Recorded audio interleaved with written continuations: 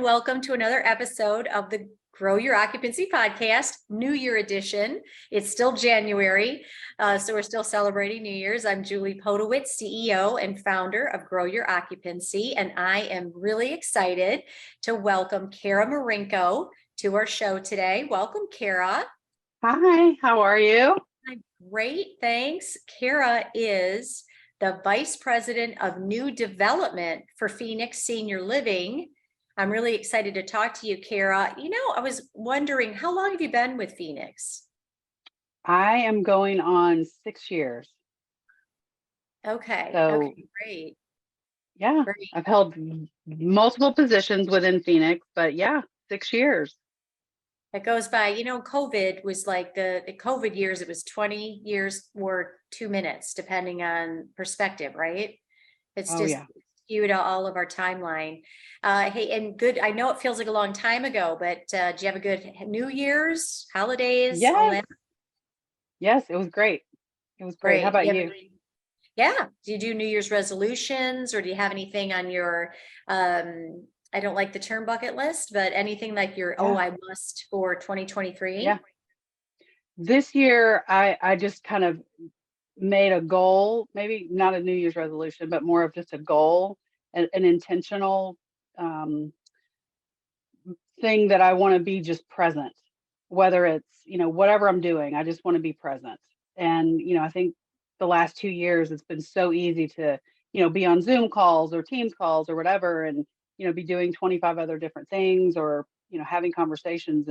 But I just really want to be intentional about my time and just being present. Oh, I like that. So, meaning, devices are down, whatever you're doing in the Hmm. moment, that's what you're doing in the moment. Yep. Yep. All right. Well, Yep. mid-year, I'm going to have you back on, and Okay. you're going to tell us like because that's I think it's a great intention, being intentional is, Hmm. or being present, in that, in the moment, because there are so many distractions. And So many. how many of us, how many of us have conversations? It's not just with the teenagers, and we're flipping all of our, we're on our devices or trying to multitask, etc. In addition to being present personally and professionally, what are you kind of thinking into 2023? What is professionally something that you feel you want to do better or differently? That's a big question. I think it's being present and being mindful of just the goals that we have set. We all have things we want to do in the new year and so forth. But I think especially with new development comes new challenges, and I think just being able to ebb and flow when those things come up, instead of kind of getting stuck on what hasn't happened, looking at, where we are and working with what we have instead of maybe, what we don't have or delays and things like that. So, new development. Tell us a little bit about new development at Phoenix, what projects you've got going on, and what does this year look like? Yeah. So this year we anticipate one building that will open in, we're anticipating in April. It's in Indian Land, South Carolina. And then we have one that will open in late fall in Opelika, Alabama. So kind of different areas, but definitely great demographics and going to be great projects. Both of them are independent living. Actually, Indian Land is independent living, assisted living, and memory care. And then Opelika is independent living and memory care. Kara, what are you seeing? I just did a very short presentation on the Ask yearly kind of senior living informational seminar on outreach, the importance of outreach and putting those higher converting leads into the funnel. And certainly with new development, right? Outreach, local presence. I'm sure you generate leads digitally and some of those traditional ways. But Can you give us any tips for success on, building that pipeline and also metrics around lease up once you've opened?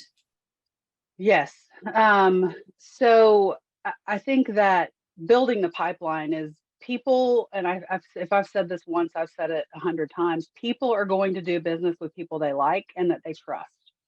And especially in a new development, the executive director or the salesperson that we have there, boots on the ground, is oftentimes the only representative of Phoenix there for months, sometimes 8, 9, 10 months.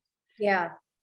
That can be a little daunting sometimes because they have to be self-starter. They have to be able to really manage their time well, but they are all things representing our culture.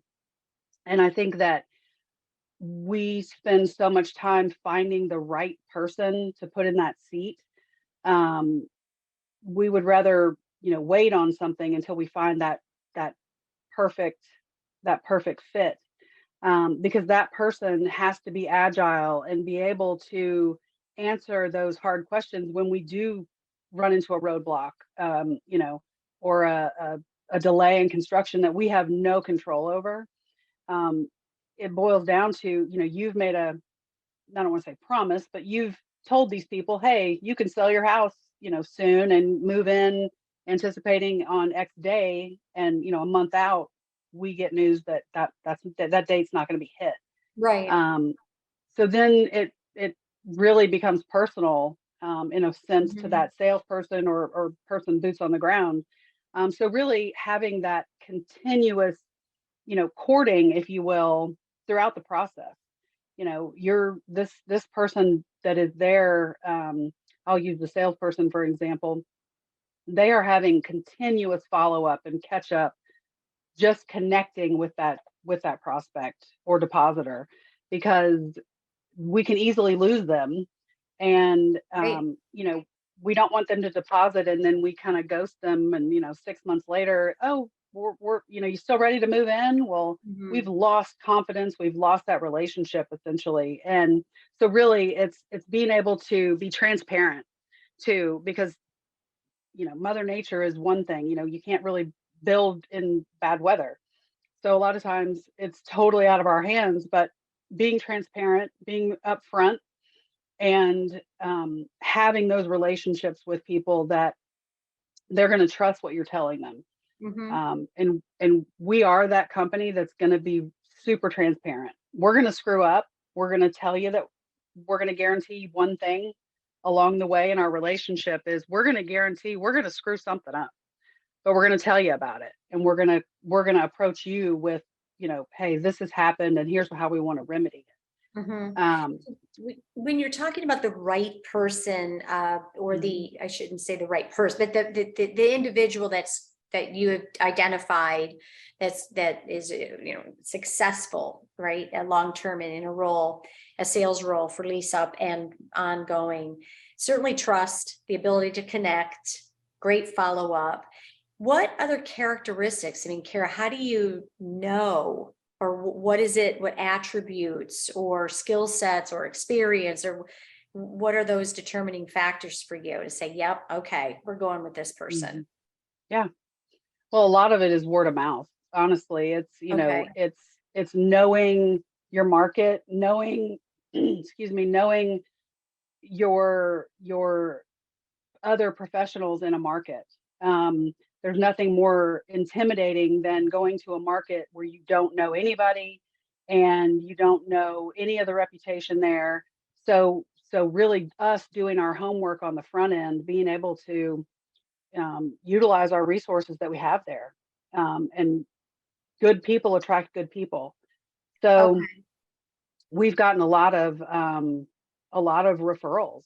The person that, for instance, the person we hired in Opelika, we didn't even apply for the job really. It's just somebody knew somebody who was wanting a change, and we just connected and it worked. Got it. Um, and that's really where I think we kind of do things a little differently. We're going to take our time but we're also we've hired many people before without a position open because we just don't want to lose out on quality talent. So um, when it comes to what's going to set that person apart a little bit is talking to the folks in that market that know that person, because they're going to tell you, Mm-hmm. you know, oh, I've never heard of this person, or I have no idea who that is, or whatever. And when you start doing your homework and you realize, oh, this person knows everybody, those So are the very, things that. okay. So very much like when, we get a resident referral or, a friend's family Mhm, referral for a prospect or a professional referral, that person is much more likely to move forward because of the trust that's built with the person that referred them. mhm. You're saying that you're going with people who are referred to you because of their Usually, results, because of their reputation in the mhm, local market, because yeah, they've been successful, or they're someone that or someone knows, who's trustworthy, is saying, yes, take a chance on Kara, she's great. yeah, Yeah, that makes a lot of sense. absolutely, Makes a lot of sense. Yeah. absolutely. And what about lease up? What should we expect? I think those pre-COVID and those lease up expectations, maybe they're better now or different, Mhm. but maybe they're the same for you. What do you say, like just kind of general rule of thumb for those listening who are, in new construction and setting expectations when the door opens Mm. for independent living, for example, what percentage of whatever percent is 100 units of IL, how many do you want leased, or what's your expectation when the door opens? When the door opens, we would love to have a 40% deposit rate, Okay. um, for those, Okay. reaching to be able to reach stabilization within a year. Okay. So Um, stabilization. Okay. yeah, you know, it honestly depends on the demographic too. I mean, we build, sometimes in some tertiary markets that, some of them, they don't even have a McDonald's, right? Hmm. So, you really have to look at your audience, but the need is there. I mean, we do ridiculous studies and traffic studies and all the things that indicate where we should or shouldn't build. Hmm. Um, but the lease up is, the goal is to be, meet stabilization within that first year. Okay. Okay. And then is it different for assisted living and memory care in regard, Kara, to that 40%, as I call it, pre-lease, or when the door opens? Again, it depends on the demographic, and it's going to depend really on the performa that that was done before we even, stuck a shovel in the ground. It's really what that market's going to demand. Um, you know, I'll give you an example. The first month for an assisted living and memory care, we may expect to move in, 3% or 5%. We also are very strategic with how many folks we move in a month or, per day into assisted living and memory care. Right. Um, Right. we definitely want to be smart about it. We have a whole plan of a pre-open plan of how we're going to go through moving folks in, because when you think about moving 50 people in to a Mhm. regulated building, that's intense. Sure. And Sure. we kind of flood the team there on site with resources because we want them to, not get frustrated and move 10 people in a day. That's just a lot. So we try to be strategic and schedule those according to need, according to, location where they are, what their personal situation is. So we try to be very strategic about that. What I've found in recent years for lease up for assisted living, especially memory care, is that people are waiting, waiting, waiting. They're not doing the deposits really aren't starting to come in until 60 days, 30 days ahead. And then when it's open, as long as the sales team and the team on the ground have been doing those leading measures and talking with prospects and doing their outreach, etc., then the lease up really takes hold. Yeah. Then it's unusual. It can happen, a year out, someone gives you a memory care deposit, but the chances that individual is still able to move in with that long of a runway is unusual. Are you finding that same thing?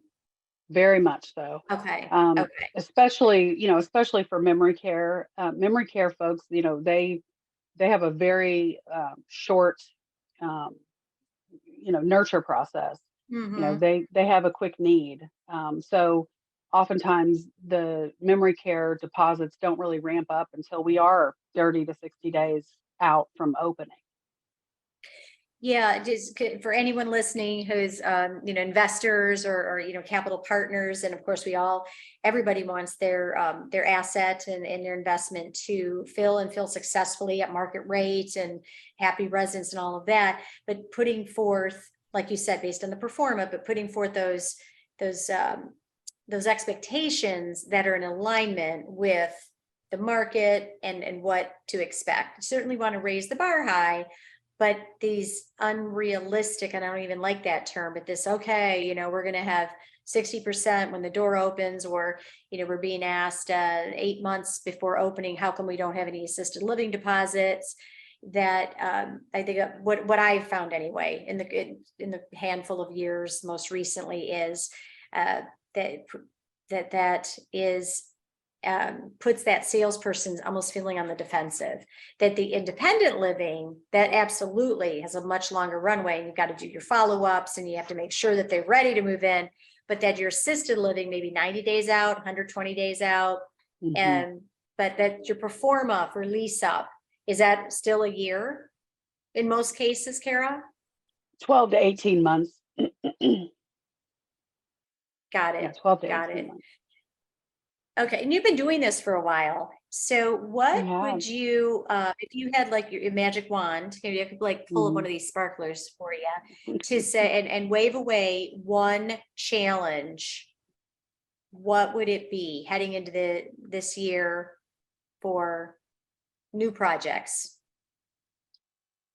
I think this is going to be an echoing response across, the masses, but staffing is killing budgets, it's killing financials, it's killing all the results. And I have to look at, kind of looking at it from just a pure operational standpoint, is we're all in that crunch period of, we need bodies, right? We need people to take care of our people. And so we need to do a better job as an industry of onboarding these folks and setting them up for success. And that might mean, you have your management team helping fill shifts and, work a shift while you're taking the time to onboard somebody properly. I think just really retaining the folks that we have is so important. We try to be a really great place to work, and provide great benefits and great, perks and things like that to attract that talent. Is there any area or is it across the board staffing in every single area of the business, wellness, dining, care, sales, All of it. ops, All everything? of it. Yeah. I would Yeah. say I would say that, the management team, gosh, even wellness directors right now, they've been through it, through COVID. I mean, it has been hard. Yeah. And I think, we as an industry need to recognize just how hard it's been and not minimize the stress and sacrifices that people have gone through. And so it really has been, care, dining, facilities. I mean, all aspects of a community, all the Got it. things that are essential to make the machine run. Sure, sure. And it's balancing our empathy and understanding and what the Hmm. reality is to, okay, yes, and meanwhile we have to run a business and take care of residents. and Yep. increase, make your NOI, and so that it's same, it's balance, mission margin, always in probably every single Mhm. area of the Yep. business. Very good. Well, Absolutely. you're going to, you have inspired me, Kara, to be, present. It is I think it's a daily challenge for all of us. No multitasking, staying consistent, checking the email only, Oh. at times of the day. I'm gonna work on Mhm. that too. We're gonna check in with one another. Is there anything, anything fun, that I should do, or book I should read, or movie I should see, podcast I should listen to, anything, Mm. that I should do for, or any of us should do for 2023, in your opinion? Honestly, something that I started doing, and it was very, I just, nobody ever has time, right? But is journaling. I've started journaling and writing. And even if it's just a sentence, just to capture that day, to be able to look back. And it's easy. And I tell a lot of executive directors this, you forget all the good that you do sometimes because you have people complaining, my mashed potatoes were cold, or mom, you've lost mom's laundry, or whatever. But, and so I've encouraged them, put a whiteboard up in your office so it's in your face. And every single little thing that you do, we reduced agency, I found the missing, purple sheets or whatever, all the little things that you do, put those up there so you can remember, what, I did do a lot this week, or I did make a difference, because it can be really defeating when you don't have something to kind of really be there and remind you. So that was my thing, is I just started, just we got some cute notebooks, of course, and good pens, and just being able to write down what I remember of that day. I love it. I love it. Excellent advice. And Kara, thank you so much for taking time out of your day. If Yeah. anyone wants to reach out to you or pick your brain a little bit, how do they reach you? You can email me, Kara.Marinko, Kara .Marinko at phoenixsrliving.com. Thank you so much. And Yes, for thank you, those of you, Julie. yes, for those of you who are listening on YouTube or watching us, please hit the subscribe button. It helps, the aggregators, and helps us, increase our reach and learn more about influencers and the wealth of information that's available to all of us, including great people like you, Kara. Appreciate you very, very much. And again, we're going to connect mid-year. Yes, it's a Okay. date. And We are. Happy New Year. Thank you Absolutely. so much. Happy New Thank Year. you. And I welcome in any more suggestions. Check in with me to see how I'm doing being present. You bet I will. Okay. Thank you very much for listening to this Thank you. podcast. You can find me, Julie Podewitz, at growyouroccupancy.com.